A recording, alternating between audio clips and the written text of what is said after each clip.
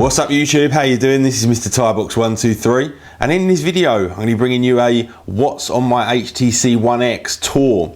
Now as you guys know, I quite often do this for some of my Apple devices like the iPad, the iPhone and also Macs. So I've decided to do one on the HTC One X as well, just because I'm completely in love with this phone and I thought some of you who do use Android might be interested to see some of the applications that I use. So I'll just go through some of the most common ones. So first of all, I've got the Citrix receiver. If you actually Google Citrix, you'll see what that is all about. But it's something that I've been doing in terms of work for about 10 or 15 years now. And it's essentially a way of connecting into your corporate applications. Next to that, we've got the Sky Sports News application. And you know, a lot of you know that I'm a big football fan, very much into my football team, which is Arsenal. And the Sky Sports News application brings you all of the latest news in all of the different sports around the country. And in fact, Sky really do make some brilliant applications for all of the different devices. Next to that, we've got the Amazon application. I use Amazon all the time for buying a whole range of different things.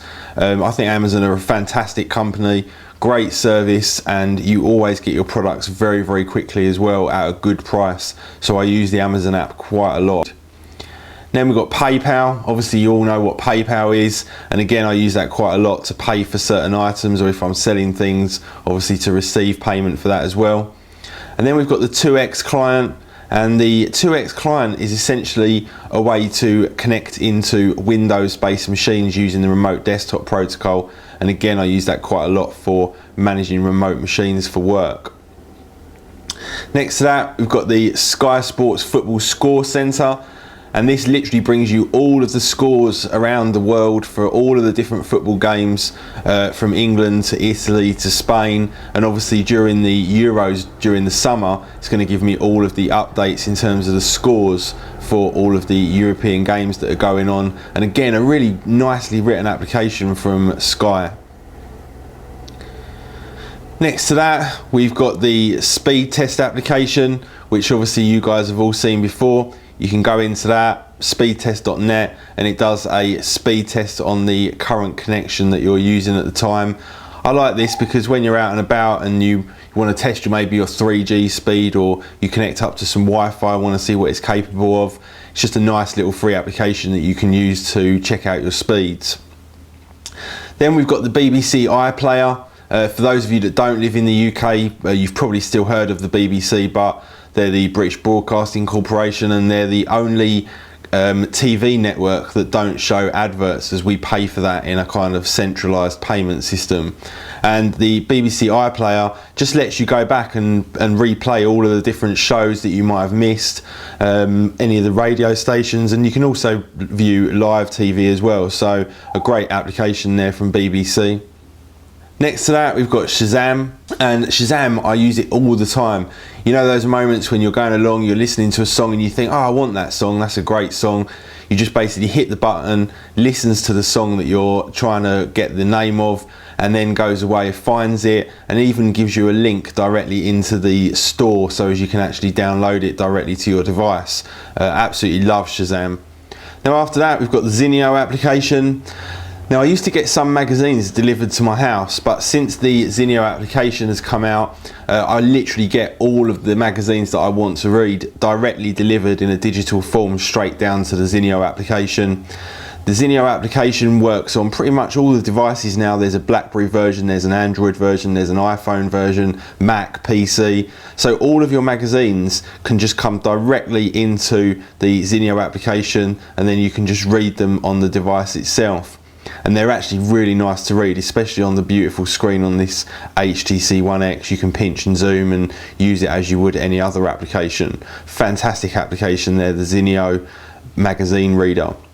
And then we've got Spotify. Obviously you all know what Spotify is. And then we've got my main Twitter application, which I still prefer over and above all of the others. Then we've got eBay. I use eBay all the time, finding all kinds of different things that you maybe wouldn't be able to get elsewhere. Everyone's probably seen the eBay application. And then we've got Log Me In. Now, Log Me In is another way of connecting into all different kinds of computers remotely. You can actually configure up a client on your Mac, and then you can have a full Mac OS X operating system running on your Android phone or Windows or pretty much any kind of operating system that you want. Log Me In is a free service, but the application itself I believe is about 17 or 18 pounds, so fairly expensive. Then we've got the YouTube application, which obviously all you guys will have seen before, and I've got to say I do absolutely love the YouTube application on Ice Cream Sandwich. Then we've got WhatsApp, which is a kind of free messaging utility. Absolutely awesome. Their service has gone a little bit down over the last sort of 5 or 6 months, but still a great kind of messaging application. Then we've got Instagram. Obviously Instagram only just recently released on Android, and on this HTC One X's beautiful screen, it's just a really great application to use. Some fantastic pictures in there, and obviously you can use that to apply all different kinds of filters and whatnot to your pictures as you take them. After that, we've got the Path application, and I really do like the Path application. It's a kind of social networking program. So I suppose it's a bit like a kind of very cut down version of Facebook, or a mixture of Facebook and Instagram, I guess. And it's just a nice application. I love the way it's written, I love the interface, and I just like using it as well. There's also some really nice filters and different kind of customizations that you can make to your pictures as well when you post them. Connects up to Twitter and Facebook and directly post your images on there as well. So pretty cool application and completely free as well. And then last but not least, we've got the Netflix application, which is where I pay a monthly subscription. I think it's about £5 or £6, and you get access to loads and loads and loads of movies and different TV shows. I mainly use it for going back and watching previous TV shows, as the movie selection is not particularly fantastic on Netflix, but it's definitely going to be improving all the time. And you know, for the sake of £5 or £6 a month, I really do think that, again, this is a great little application to have across all your devices. I think Netflix have done a really crap job in terms of writing the interface to the application, but it works, and like I say, it's a nice decent price as well. So anyway guys, that's my kind of main applications that I use on a day-to-day basis on my HTC One X. Thought I'd bring you this little video just to give you guys some coverage on, you know, the applications that I use on the Android operating system.